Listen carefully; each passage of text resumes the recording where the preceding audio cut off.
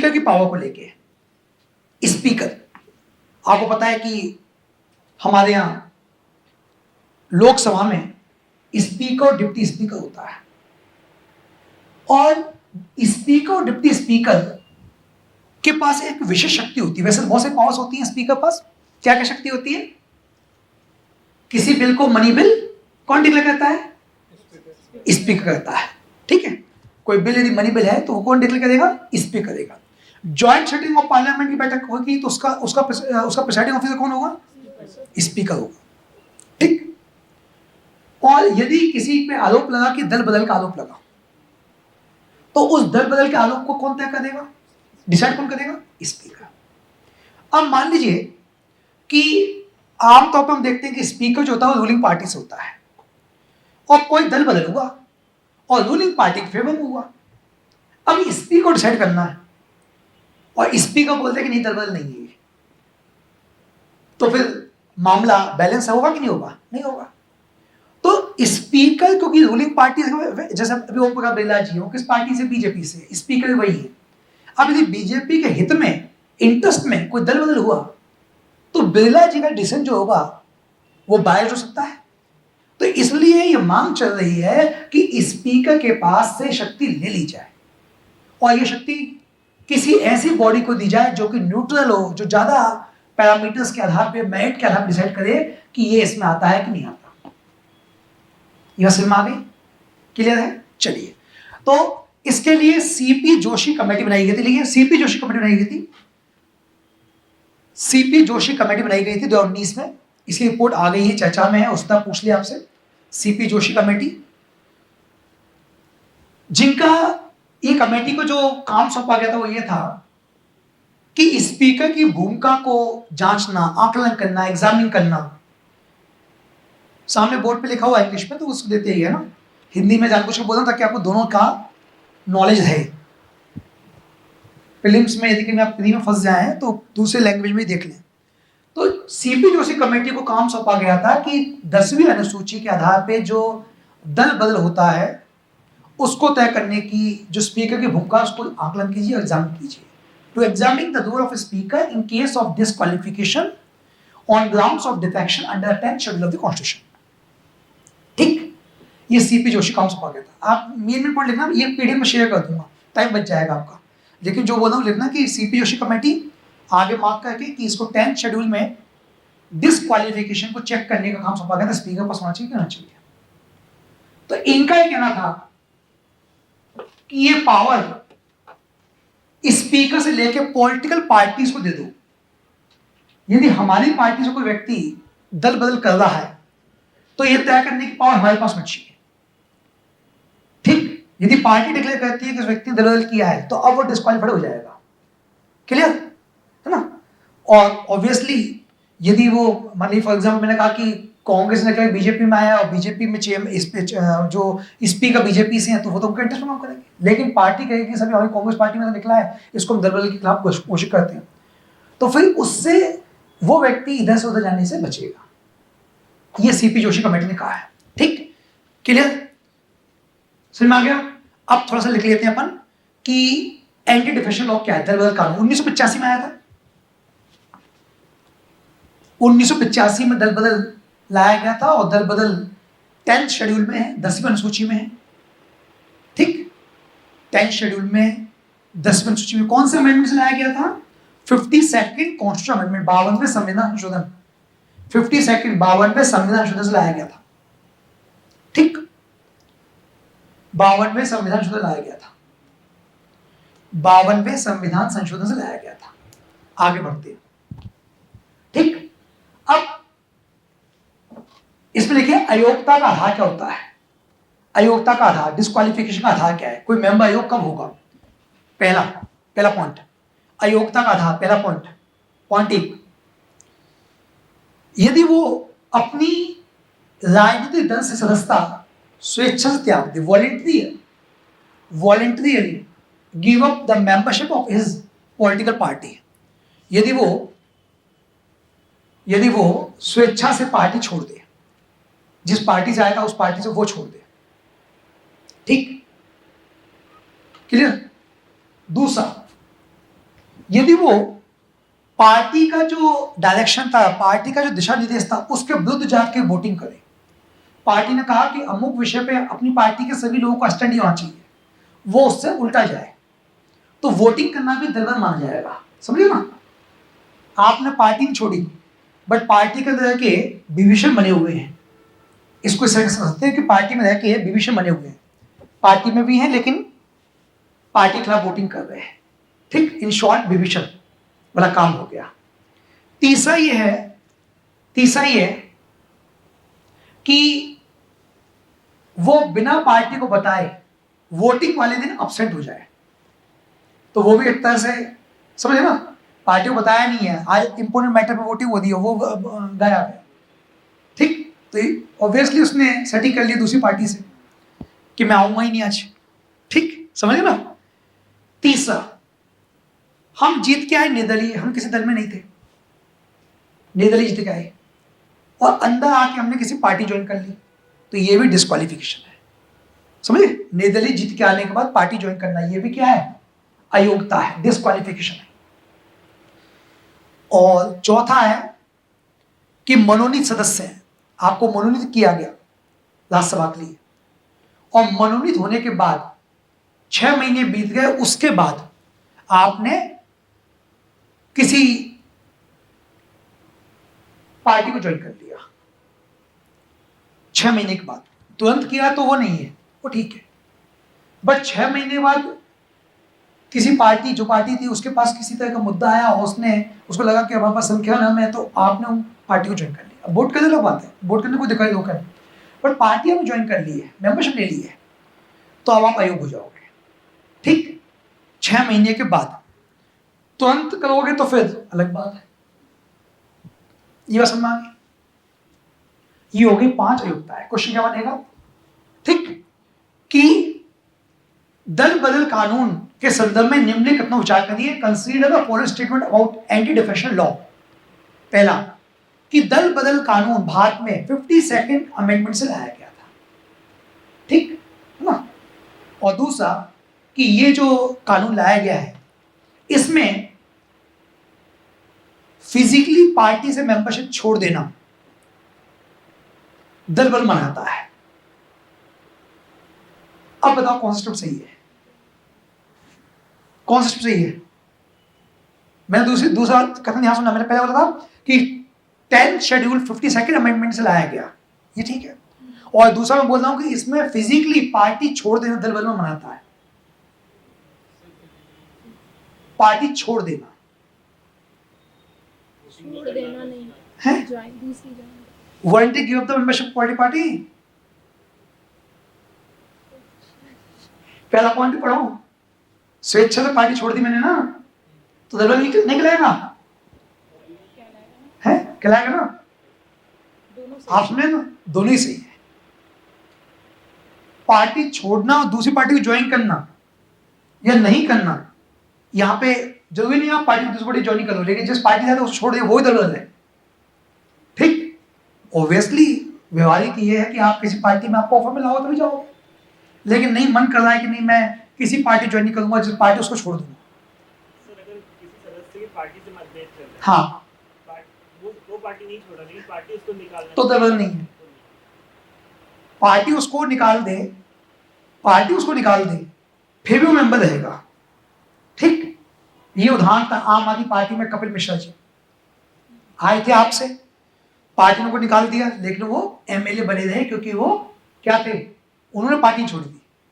यहाँ पे 100 है, पार्टी आपको निकाल दे, आप ऐसे हरकत पीटो कि पार्टी निकाल दे आपको, 2 या 3% मतलब दूसरी पार्टी में इंक्लूड हो जाए तो भी दल बदल लेना, वो अभी चाहिए, वो अलग। आप पहले स्टेप क्लियर करो, अब आगे क्या दल बदल में आएगा मैं बताऊंगा क्राइटेरिया क्या है। अभी मैं ये समझने की कोशिश करो कि पार्टी आपने छोड़ भी दी तो भी दल बदल है, पार्टी किसी को ज्वाइन कर लिया तो भी दल बदल है। ठीक, पार्टी के खिलाफ वोटिंग करी तो भी दल बदल है, पार्टी को बिना बताए अनुपस्थित हो गए तो भी दल बदल है। ठीक, बस नहीं, और लास्ट में कि इंडिपेंडेंट आए थे और फिर किसी पार्टी ज्वाइन कर लिया तो भी दल बदल है, और नॉमिनेट होने के 6 महीने में आपको होश आया कि नहीं मैं अमुक पार्टी ज्वाइन करता हूं तो भी दल बदल है। ठीक, यहां तक पॉइंट क्लियर है? क्लियर है यहां तक? आगे बढ़ते हैं, आगे बढ़ते हैं। ठीक, अब इसमें कुछ अपवाद भी हैं जिनको दल बदल नहीं माना जाएगा। अपवाद क्या लिखिए, एक्सेप्शंस क्या है, अपवाद क्या है?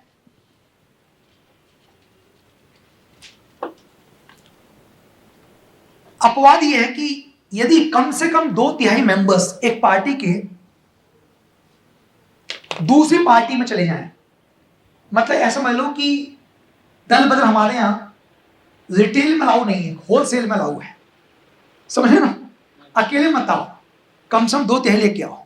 इन other words we can say that कि हमारे यहाँ जो दल बदल है वो रिटेल में अलाउ नहीं है, खुदरा में अलाउ नहीं है, होलसेल में अलाउ है। होलसेल मतलब 2/3 लेके आओ इकट्ठे और फिर आप पार्टी मर्ज कर लो, तो मर्जर अलाउ है, इन फेवर मर्ज। तो माना जाए कि ये पार्टी दूसरी पार्टी से मर्ज हो गई है। ठीक, एक और अपवाद है, एक्सेप्शन है, पार्टी छोड़ देगा वो लेकिन उस पर दलबल नहीं लगेगा।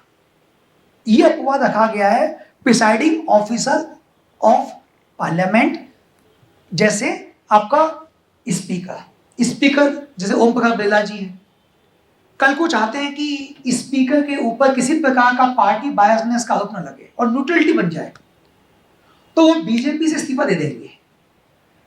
तो उसके बावजूद भी स्पीकर रहेंगे, उसका जो मेंबर रहेंगे, क्योंकि वो उनके लिए अलाउ है, उनकी पोस्ट के साथ ये माना गया है कि ऐसा वो कर सकते हैं, समझे?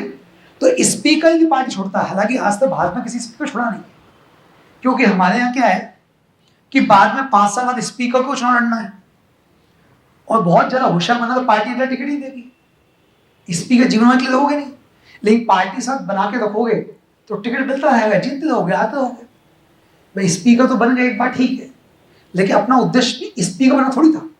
अपना उद्देश्य तो किसी प्रकार से संस्था बनी रहे, उस पर जो था कंपनी टिकट मिले पार्टी से। तो इसलिए हमारे यहाँ किसी स्पीकर ऐसा किया नहीं है, ठीक, लेकिन अलाउ है, स्पीकर चाहे तो समझता है। क्लियर? ठीक, क्वेश्चन कैसे बनेगा? हाँ पूछिए। तो इंडिया में ऐसा कोई रूल नहीं है कि स्पीकर को छोड़नी नहीं पड़ती?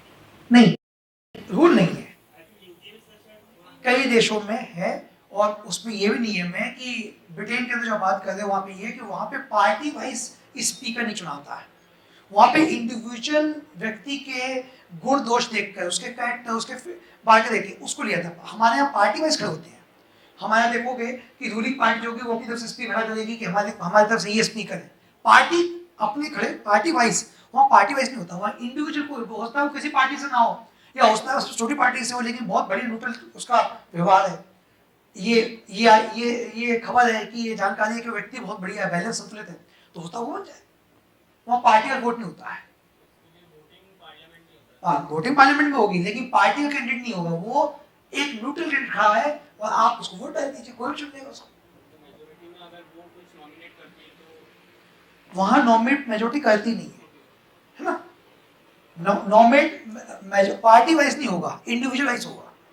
जैसे ये पार्टी बीजेपी होगी, कांग्रेस होगी मान लीजिए, तो आपने अपना कैंडिडेट खड़ा किया, इनने अपना खड़ा किया, इस तरह का जब चुनाव होगा तो पार्टी वाइज होगा। और हमने कहा कि सबको उठा दो, इस पूरे ग्रुप में से कोई पार्टी नहीं है, कौन को खड़ा हो सकता है, तो ये खड़े हो गए, ये खड़े हो गए, ठीक। अब हमको तय करना है कि इनमें से बेहतर कौन है। यह हो सकता है कि दोनों ही से खड़े हो गए, एक ही पार्टी से, दोनों ही बहुत अच्छे न्यूट्रल व्यक्ति हैं, तो इनको वोट डाला। तो पर्सनैलिटी, व्यक्तिगत आधार पर चुनाव होता है, ठीक। लेकिन ये यूके बुक जहाँ जरूरत है नहीं, इतना क्वेश्चन कभी एग्जाम में आएगा नहीं, ये तो बात चल रही है इसलिए हमने पूछ लिया। आप चाहोगे तो और भी दसता हूँ उसका आधार, उसमें और भी आगे कहानी है। उसमें कहानी है कि ब्रिटेन के अंदर जब कोई बनता है प्रिसाइडिंग ऑफिसर, तो अगली बार जब चुनाव होते हैं तो कोई पार्टी उसके खिलाफ कैंडिडेट नहीं उतारती है, ठीक, कैंडिडेट नहीं उतारती है जो बना स्पीकर है, हाँ उसके खिलाफ कोई उसको निर्विरोध बिना किसी ऑब्जेक्शन के वापस से रिलेट किया जाए, ठीक। लेकिन सब आएगा नहीं, इतना आपको कुछ उतनी आपको केवल एक आइडिया चाहिए कि क्या क्या चीजें हैं, ठीक। चलिए अब मान लीजिए कि आरोप लग गया कि साहब ये फलाना व्यक्ति जो है दलबदल किया है, और इसके ऊपर आरोप लग गया है कि डिसाइड करना है स्पीकर को। तो डिसाइड यदि स्पीकर मान लीजिए बायस है तो क्या होगा, उसका निर्णय की न्यायिक समीक्षा होगी, क्या जुडिशियल रिव्यू होगी, ठीक। तो तो लिख लीजिए कि जो प्रिसाइडिंग ऑफिसर पीठासीन अधिकारी है उसका जो निर्णय होता है दल बदल के आधार पे, शुरुआत में ये न्यायिक जुडिशियल रिव्यू के दायरे से बाहर था इनिशियली, बट सुप्रीम कोर्ट ने अपने जजमेंट में ये कहा कि इसका रिव्यू हो सकता है, इसका रिव्यू होता है। सुप्रीम कोर्ट ने ये कहा अपने जजमेंट्स में।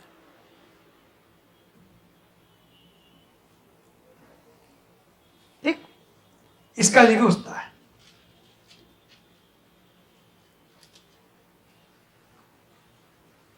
और ये होगा हाई कोर्ट सुप्रीम कोर्ट में। यदि राज्य विधानसभा का मामला है तो हाई कोर्ट में, और संसद का मामला है तो सुप्रीम कोर्ट में, सुप्रीम कोर्ट में।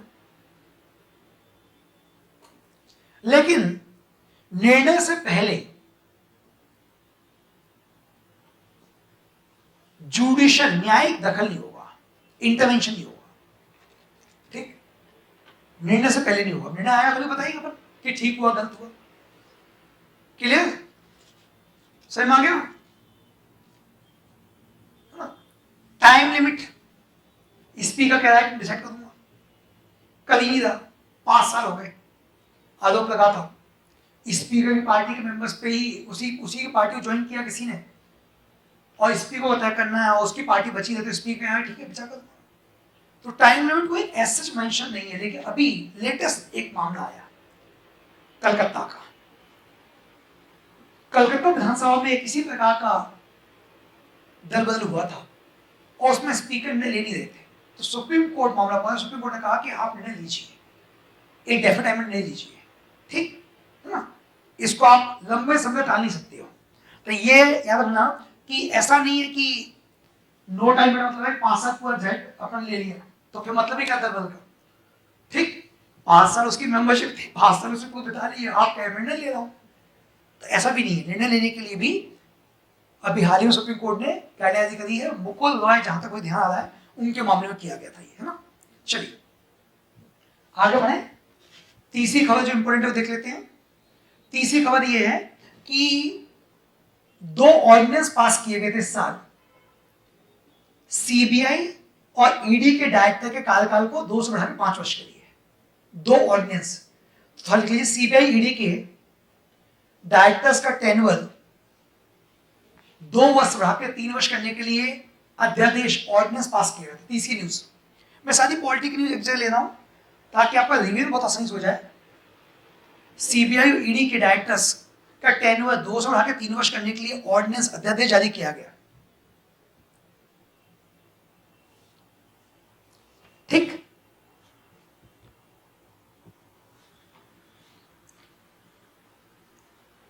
जो टर्म कार्यकाल बदला गया है उसके लिए सीबीआई का जो एक्ट है, लिख लीजिए सीबीआई का एक्ट है Delhi special police establishment act 1946 में अमेंडमेंट किया गया सीबीआई के लिए।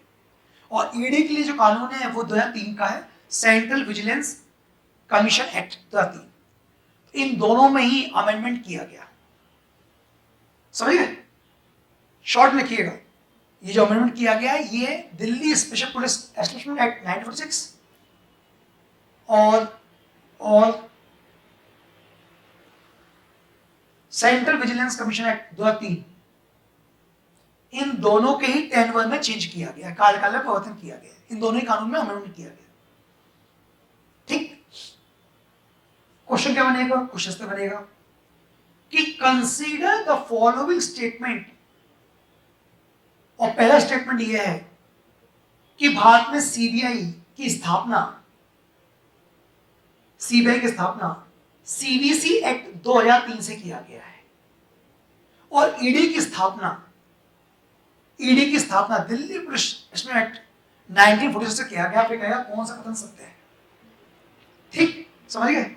ये टिपिकल यूपीएससी क्वेश्चन है। आपको एक्ट नहीं पता है तो बस हवाई बातें हैं, इसीलिए लोगों से पॉलिटी बनती नहीं। लोग पॉलिटी के नाम पर वो लक्ष्मीकांत पढ़ के पहुंच जाते हैं कि लक्ष्मीकांत क्यों तैयार है, आपने एग्जाम दे दूंगा। यूपीएससी उससे आगे बढ़ गई थोड़ा सा।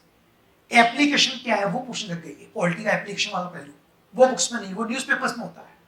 तो पॉलिटी न्यूज़पेपर और करंट और प्लस स्टैटिक दोनों का कॉम्बिनेशन है इस बात में जो मैं देख रहा हूं, है ना। चलिए आगे बढ़ते हैं।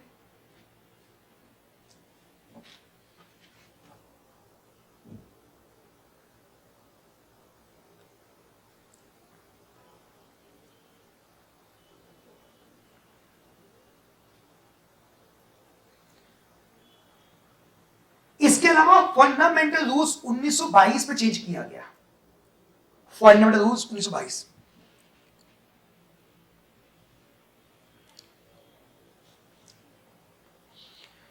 फंडामेंटल रूल्स 1922 में कुछ ऐसे महत्वपूर्ण पोस्ट हैं, पद हैं, जिनका टेन्योर पब्लिक इंटरेस्ट में 5 साल किया गया है। 2 से बढ़ा के 5 साल, मतलब 2 साल से अधिक हो सकता है, सर्विस को एक्सटेंड कर सकते हैं। कुछ ऐसी पोस्ट हैं जिनका जिक्र फंडामेंटल रूल 1922 में है। आगे इस सूची में, इस लिस्ट में ये 2 पोस्ट भी जोड़ दी गई है, सीबीआई और ईडी का हेड। पहले ये नहीं थे, पहले लिस्ट में थे केवल defence secretary, foreign secretary, home secretary, director intelligence bureau और secretary research and analysis bureau.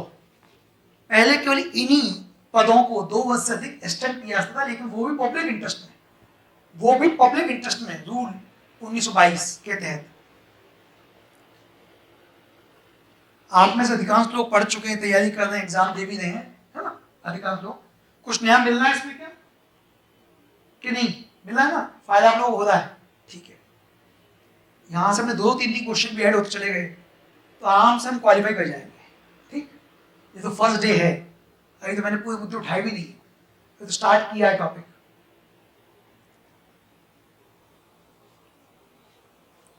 ठीक। तो पब्लिक इंटरेस्ट में कुछ पद ऐसे थे जिनको एक्सटेंड कर सकते थे 2 वर्ष अधिक। इसके लिए फंडामेंटल रूल 1922 था, उस रूल में 2 पोस्ट और जोड़ दी गई हैं, आपके सीबीआई और ईडी के हेड की पोस्ट जोड़ दी गई है, ठीक। आगे बढ़े, हाँ। कौन कौन से लिस्ट है लिख लीजिएगा। पहले किन किन के पद थे, पहले पद कौन कौन से थे वो लिख लीजिए, फिर अब कौन से पद जुड़े हैं वो लिखिएगा, है ना? क्योंकि हो सकता है यूपीएससी यहीं पे घुमाए कि फंडामेंटल रूल 1922 हाल ही में चर्चा में था, ये क्या है? तो बच्चे कहेंगे कि नहीं ये ठीक नहीं है, मैं करेक्ट कहता हूं फंडामेंटल राइट्स 1922। टीचर कहेगा बहुत बड़ा घुघू है ना? Fundamental rules 1922,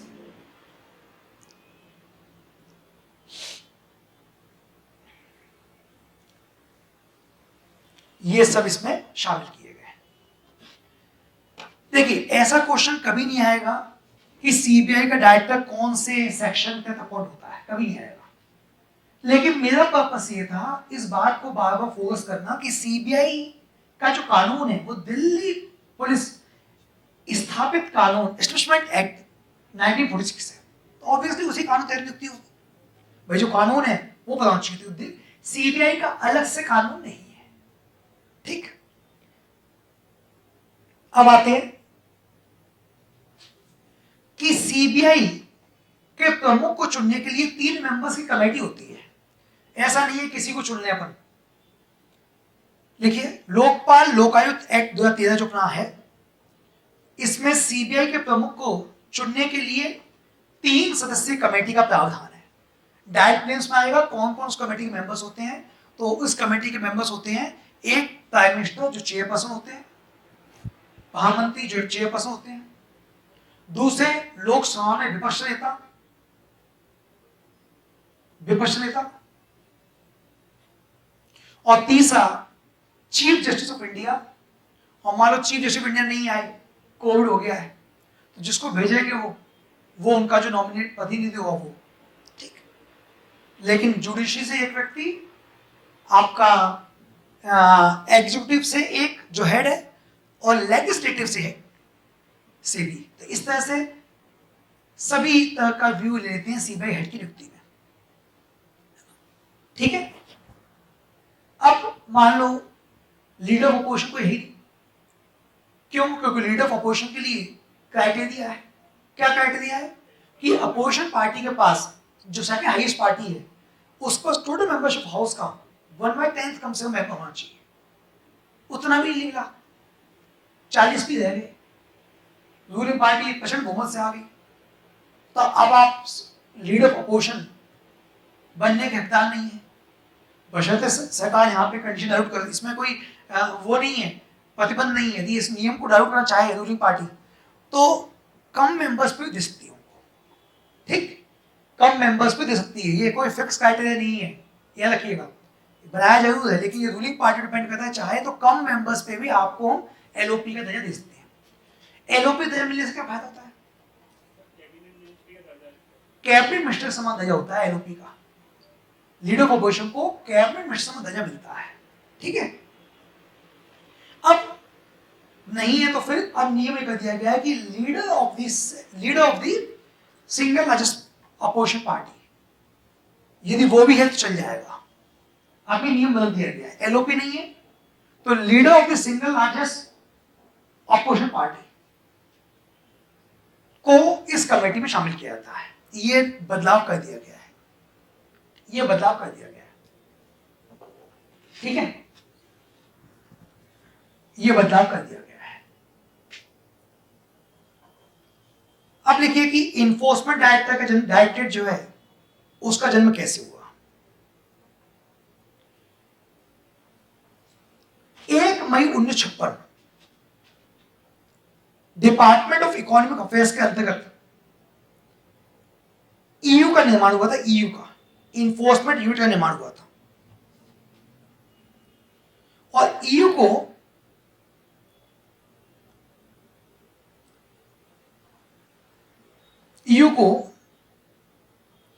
foreign exchange regulation act 1947 के तहत जो वायलेशन हुए हैं मामले, उनको जांच करने का काम सौंपा। पहले ईयू था, ये ईडी नहीं था, ईयू 1956 में ईयू था ये,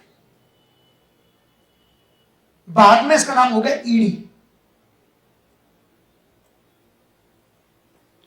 और वर्तमान में ये डिपार्टमेंट ऑफ रेवेन्यू के अंतर्गत आता है। शुरुआत में डिपार्टमेंट ऑफ इकोनॉमिक अफेयर्स के अंतर्गत था, वर्तमान में डिपार्टमेंट ऑफ रेवेन्यू के अंतर्गत आता है, डिपार्टमेंट ऑफ रेवेन्यू के अंतर्गत आता है वर्तमान में, ठीक, राजस्व विभाग के अंतर्गत आता है वर्तमान में, शुरुआत में ये आर्थिक कार्य विभाग के अंतर्गत आता था, ठीक है। वर्तमान में इसका काम है 2 महत्वपूर्ण कानूनों को लागू करना, एक फेमा और एक पीएमएलई। क्या होते हैं हम आगे देखेंगे। एक फेमा 1999 का फेमा है और दूसरा है पीएमएलई 2002 का। इन दोनों को लागू कराना, क्रियान्वित कराना, इनके प्रावधानों को लागू कराना, ये इसका जिम्मेदारी है ईडी की, ईडी की जिम्मेदारी है,